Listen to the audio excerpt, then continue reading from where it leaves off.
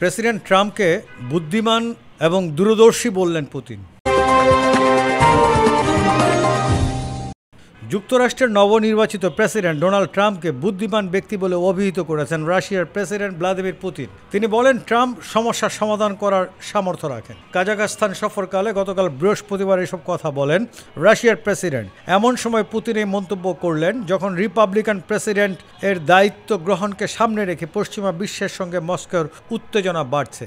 Putin বলেন, আমার যতদূর ধারণা আরেক দফায় নির্বাচিত প্রেসিডেন্ট ট্রাম্প প্রকৃত অর্থেই একজন বুদ্ধিমান ব্যক্তি। ইতিমধ্যে তার অনেক অভিজ্ঞতা হয়েছে। আমি মনে করি তিনি সমাধানের একটি পথ খুঁজে বের করবেন। তবে কী ধরনের সমাধান সেই বিষয়ে নির্দিষ্ট করে কিছু বলেননি তিনি।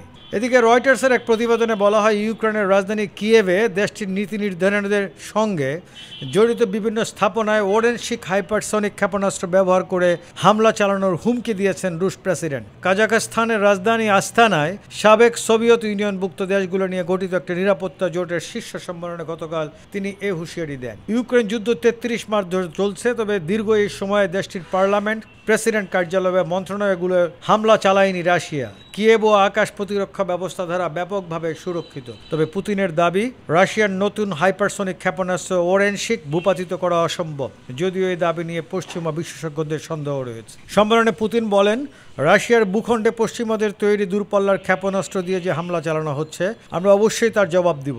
এ কথা এরই মধ্যে বলা হয়েছে, এই ক্ষেত্রে ওরেনশিকের পরীক্ষাও চালিয়ে যাওয়া হতে পারে।